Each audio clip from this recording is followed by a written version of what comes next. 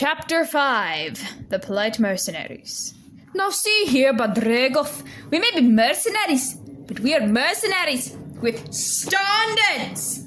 Footnote, Badregov is a Thalite word, specifically in the Adelicite dialect, which is a general title for someone you are talking to, usually either a friendly nickname or for someone whose name you don't know. The Adelicites are often stereotyped as calling everyone Badregov. The Fire Mage, from the Citadel of Red and Blue by Vigel ou Virdolon. Luzelus. I was vaguely aware of the wagon moving, shaken awake by the motion. A sinner? I croaked. It was something I couldn't understand.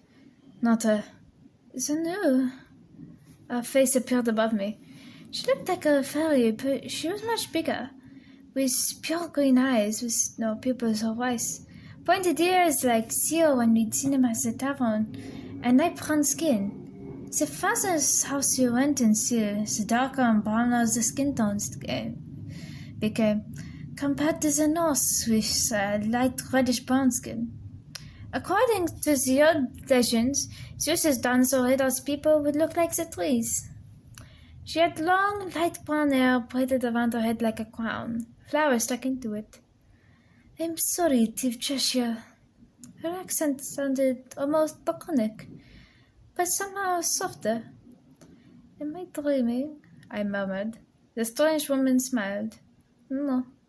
Oh. I fell asleep again. When I woke up, the woman was singing an unfamiliar song in a language I'd never heard before. What are you singing? I asked. A story, she answered. The legend of Tekif and Saria. What's it about? I've never heard of it before. She smiled. A man goes blind and tells his son Tekif to retrieve some money from a town. In this town, a girl named Saria is desperately trying to get married. However, every time she does, her husband is killed by a Piastik, which angers Metis. Footnote, Metis is the spirit of marriage. What's a Piastik? She tilted her head. They're evil creatures, created by Syl to annoy Metis.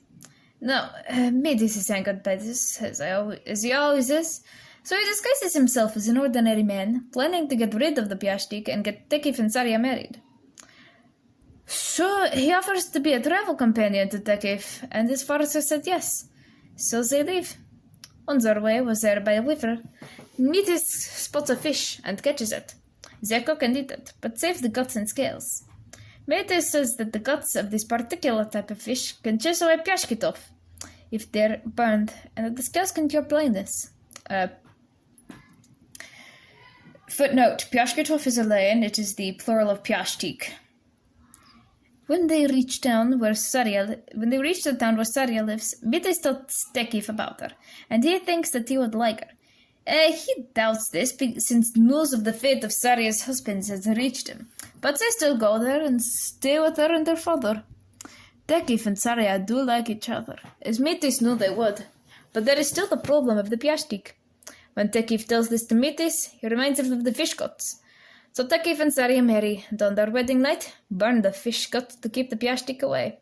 Then Metis kills it, and Tekif and Saria spend a few weeks at their family's home. Now, Tekif's parents start to worry, since what was supposed to be a trip of only about 4 days has taken months. His mother thinks he's dead and sets out to find him. His father comes too because, although he doesn't think Tekif has died, he wants to know what happened. Then they reach Tekif and Saria. They're surprised but overjoyed at what has happened. Metis reveals himself and returns to the spirit realm. The two families debate for some time about who the new couple should live with, and it is eventually decided that they should build a house between their two towns. And for the rest of their lives they'd live together, happily. I smiled. That is a good story. She nodded. It's one of my favorites. After a few minutes of silence, I went back to sleep. In my dream, I was in the Luzeli estate again, and it was burning. The heat and the smoke choked me as it had during the siege. A singer and Princess Flora pulled me along. I shouted for them to stop, to turn back for Princess Juviel and Arbus, but they ignored me. And then it changed, and I followed my brother. She was pulled along by the princess, her blue and white skirts lifted to her knees, and her face is hard as steel. I watched them die in 1,000 ways, crushed under the crumbling ceiling, burned by the flames, escaping and then being killed by sinister cave runners. And then the last one, something new to me. They escaped and then ran into the blockade runners. One looked like a normal dragon, but the other was a rising mass of snakes. One of the snakes bit Erebus and he died. Then more snakes wrapped around Princess Jewel before carrying her off as she shrieked in panic, and I woke up screaming. Divchashia? I noticed the woman standing next to me. I nodded. I had a bad dream. My voice shook. It was only a bad dream. You know what happened to them. The strange woman looked at me, concerned. Are you alright, Divchashia? She said. What does that mean? I asked. Little girl. I am 15, I muttered. She chuckled. Drink this, Divchashia. She held out a steaming bowl of something. It was a smell that made my mouth water. It's broth. It'll help you feel better. I took it and pushed myself into a sitting position, wrapping the cloaks around myself and sniffing the boss. A vegetable? Chicken. I blinked in wonder. Really? Everyone's livestock had either starved or been eaten around midway through the siege, so I hadn't eaten real meat in months. Oh, come to think of it, a decent meal. She smiled a bit. Yes, Divchashia, real chicken. I looked around as I ate. 2 people were driving the wagon. One looked like the strange woman, but with abs that came down to his shoulders, and not with the flowers, and the brown and grey noddles. Where's my sister? I asked. The woman shrugged. I don't know. Oh, I went to sleep again. I woke up feeling less tired and realized something. You must be thieves. The woman shrugged. If you would like to put it that way. My name is Katarita. My brother is Gavik. Our friend is Ithros. The other stranger sighed and turned around. Katyaya, must you do this every time? Katarita nodded and nodded her head back as if she was rolling her eyes. Skyaviayak, she said. It's polite. But she could tell someone. Katarita shrugged. She's sick and weak. She won't be any trouble. I glared at her. I'm not!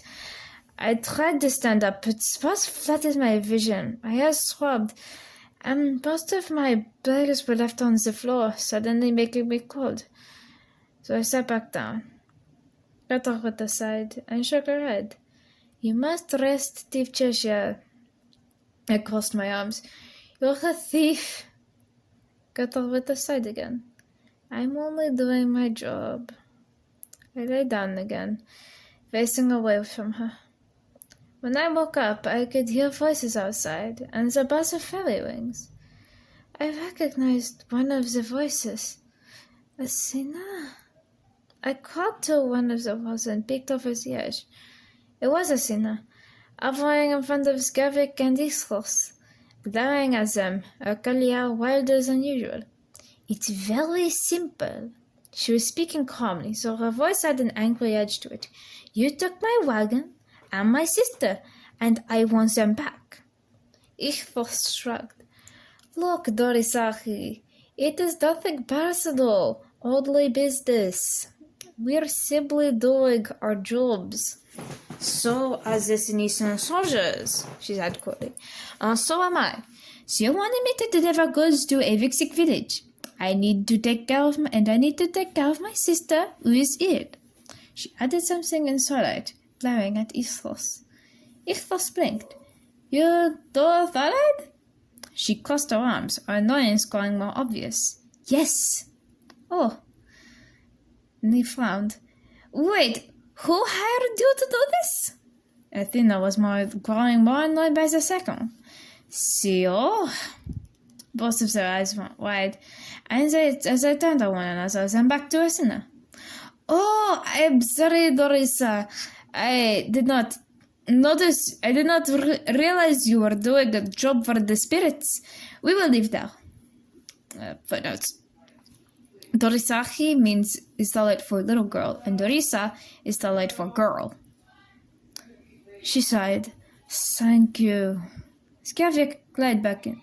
Katiesia, we're leaving. Tobit aside. All right, I'm coming. Goodbye, Thief Joshua. Goodbye, I said. As soon as I flew back to the wagon, keeping a distance from me. I am sorry, Luzelus. I should have known better. I also didn't treat you too terribly. She spoke in Sylish now. No, they were polite. Maybe even kind. She frowned. Strange. In any case, do you want some tea or food? I am not hungry, but I would like some tea. It had been a long time since I'd had tea. Too bad you're getting boss. Neither of us have had a decent meal in months. I sighed. Where'd you get the money for the teapot? I sold your mittens and fabric and played in the tavern. You sold the mittens? I stared at her. Yes, we only need 2 pairs and I needed the money. She took a bit of firewood. You didn't have to. I crawled back to my blanket. She looked back at me, her expression warmer than usual, showing what she really thought, rather than the mask of calm she often wore. Do they lose? You are my sister. I would do anything for you. Even go to bed at a reasonable hour. She smiled. Anything but that. Nocza. Luskazia sat on her bed, holding a fine wooden harp. She sang along to the bright and merry tune she played on it, her fingers plucking the strings fluently and confidently, and her voice high and clear. I sat on the floor in front of her, my eyes wide from admiration. I was quite young, perhaps about 3 years old, and Luskazia was around 14 or 15. Now I understood that she was far too young for all she had to endure, but back then she had seemed like an adult. I clapped when she finished. Again! Luskazia smiled. You have heard it so much already, Biedrocia. But I want to hear it again. Her smile turned mischievous. What if I did not want to play it? I frowned. Then I will play it. She laughed. But you do not know it. I do. You play it lots of times. You do not know the harp. I can learn it. Who would teach you? I paused. You. Luskazia smiled. Perhaps later, Biedrocia. I frowned. No, now.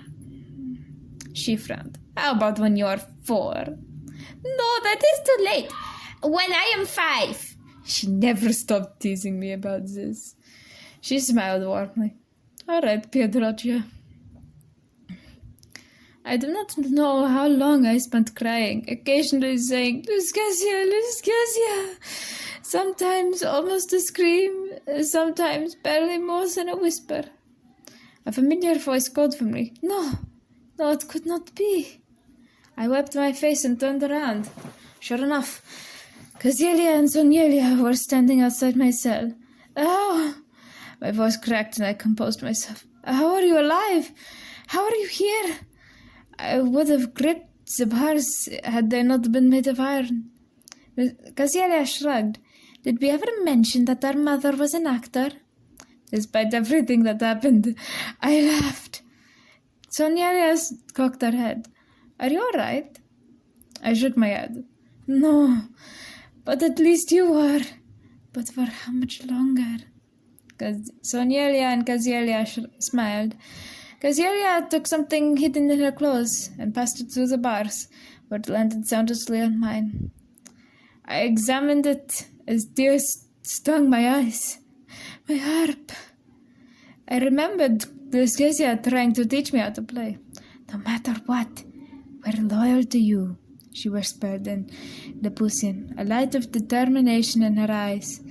I smiled, though I wanted to scream at them to leave, to go home where it was safe and flee to Sol. But I did not, and they left, while I hid the harp in my bed.